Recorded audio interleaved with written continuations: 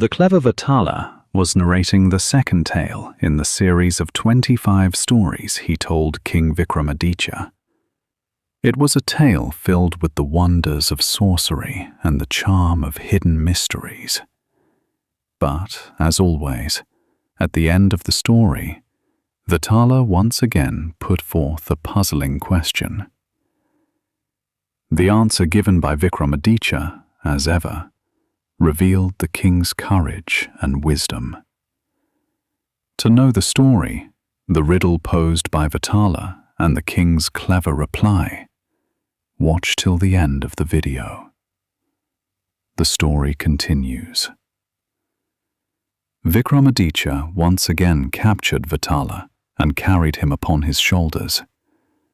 At that moment, Vetala, with a mocking smile, said, "O king, does this burden never tire you? To lighten the weariness of this journey, let me tell you a tale. Listen carefully. On the banks of the river Yamuna, there once stood a kingdom called Dharmasthala.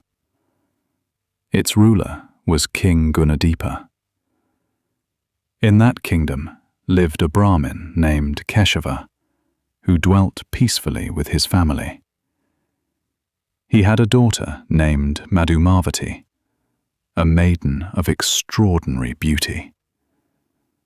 As she blossomed into youth, many young men came forward with proposals of marriage. In search of a suitable groom for their daughter, her parents and brother began earnest inquiries. One day, when Keshava and his son were away from home, a handsome young Brahmin came to their house with the intention of marrying Madhumavati. Seeing his beauty and gentle manners, Madhumavati's mother became convinced that he was the most suitable match for her daughter. Without inquiring about his family, wealth, or education, she gave her word at that very moment that her daughter would be married to him. But at the same time, her father, who had been away on a journey to a distant land, had already promised Madhumavati's hand in marriage to another young man, and her brother, who had gone abroad for his studies, had pledged her in marriage to a fellow student of his. Thus began the trouble. 3 different marriage promises had now been made in the name of the same young woman. The mother's promise, to the young man who came to their house. The father's promise, to another young man he had met during his travels. The brother's promise, to his fellow student with whom he had studied. None of the 3 knew that promises had already been made by the others. After some days, the father and the brother returned home, each bringing along the groom of his choice. And thus, for one young woman, there now stood 3 suitors.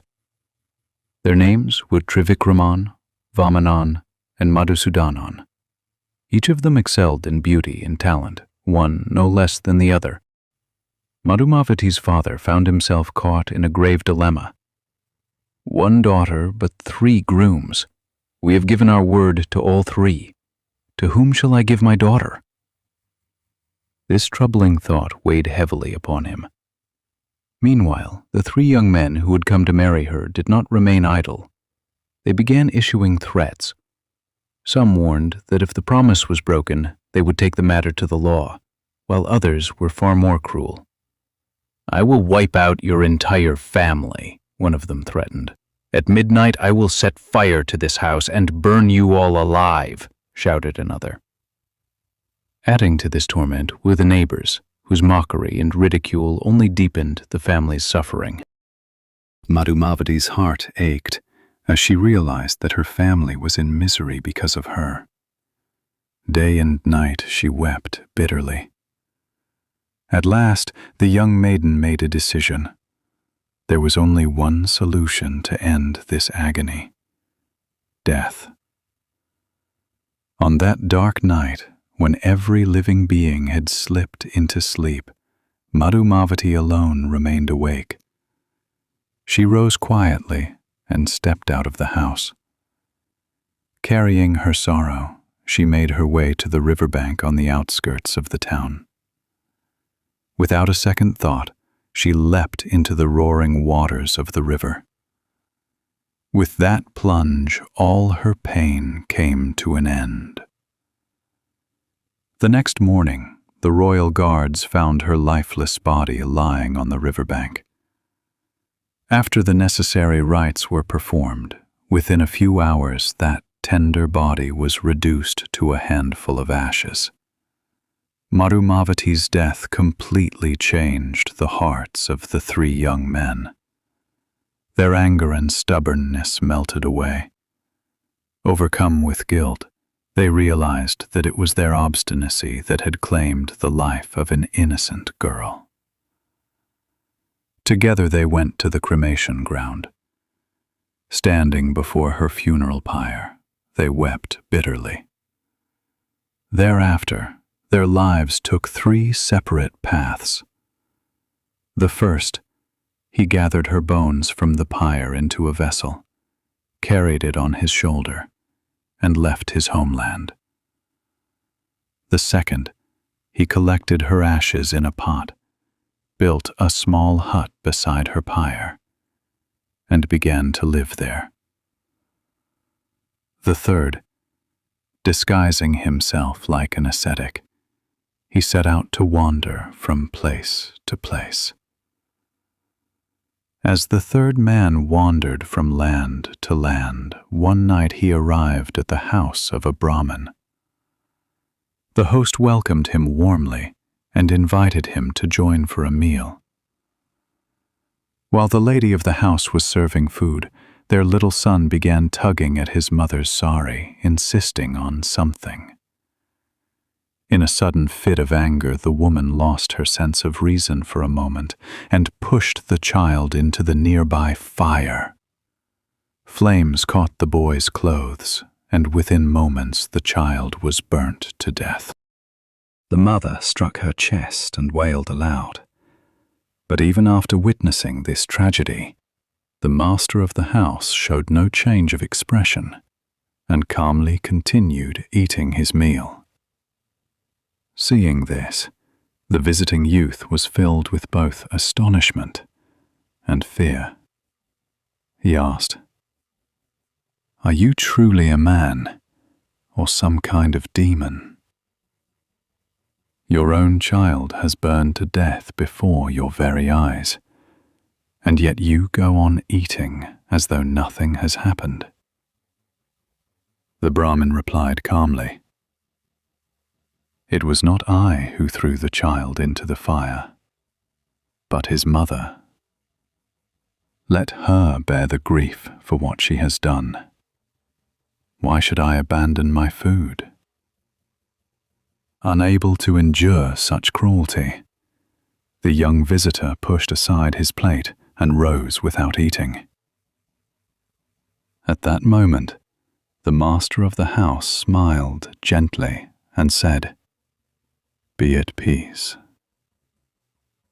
He went inside and soon returned with an ancient manuscript and a pot of water. Glancing into the manuscript, he uttered certain mantras. Then he sprinkled the water upon the lifeless body of the boy. What a wonder! The child opened his eyes as though waking from sleep. Alive once more, he sprang up and began to play as if nothing at all had happened. Witnessing this miracle, a desire took root in the young man's heart.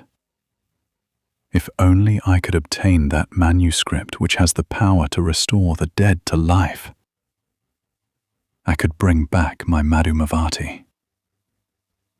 That night, the young man could not sleep.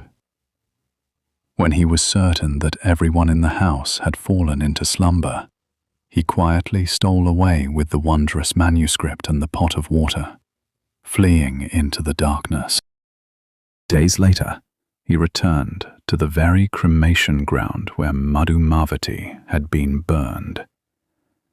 By then, the first youth, who had wandered about carrying her bones, had also come back there. The second youth, who had lived beside her ashes in a hut, was still there, guarding them. The third youth said to his companions, "Friends, I have learned the science of bringing the dead back to life. Let us restore our Madhumavati to the world of the living." Together, the three of them gathered her ashes and bones into one heap. The third youth recited mantras from the stolen manuscript and sprinkled the consecrated water upon the ashes. Instantly, the mound of ash began to stir. The ashes and bones fused together, taking form.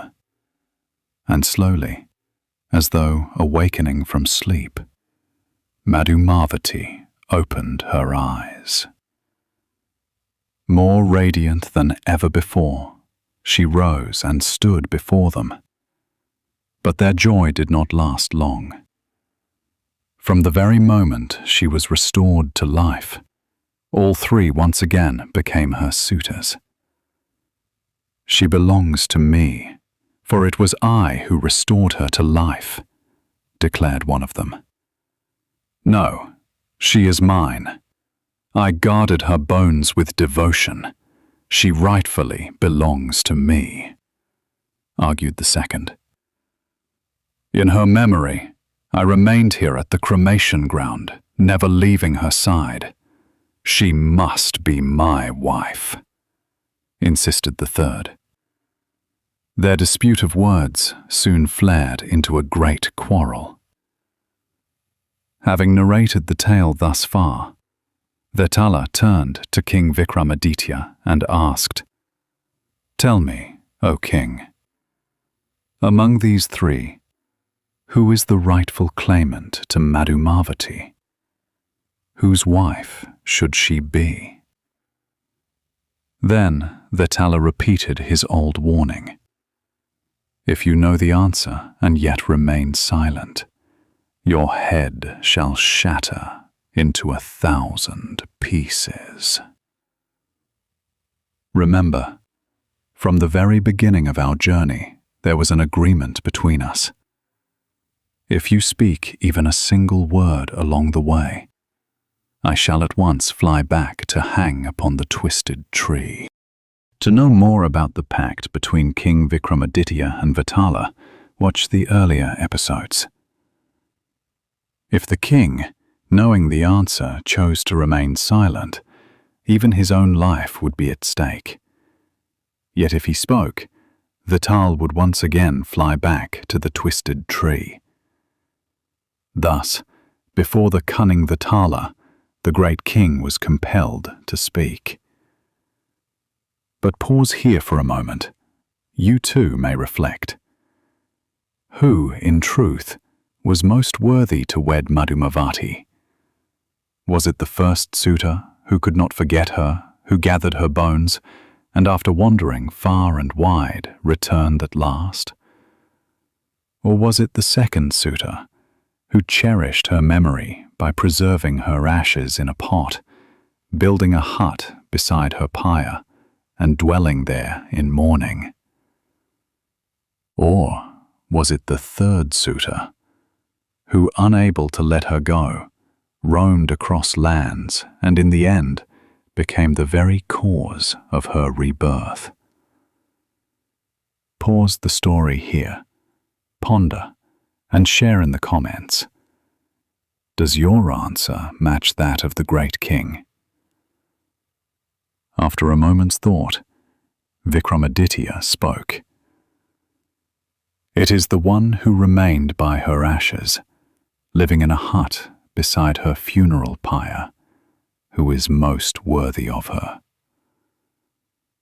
Vetala, raising his brows in doubt, asked, "But why so? Was it not another who restored her to life? And had yet another not gathered her bones, without which her rebirth would have been impossible?" The king replied, The one who gathered her bones merely fulfilled the duty of a son. The one who restored her to life acted as a father. But the one who, asking for no reward, preserved her memory and remained by her side in silence. In him alone is found the love of a husband. Therefore, she rightfully belongs to him. Hearing Vikramaditya's just and righteous answer, Vetala fell silent for a moment. Then, breaking free of his bond, he once again soared into the darkness of the night and returned to the branch of the twisted tree. Share your thoughts about the great king's answer in the comments. The tales of Vetala do not end here. Countless more questions and countless more trials still await Vikramaditya. If you enjoyed the story, don't forget to like, share, and subscribe, and be sure to press the bell icon. See you again in the next episode.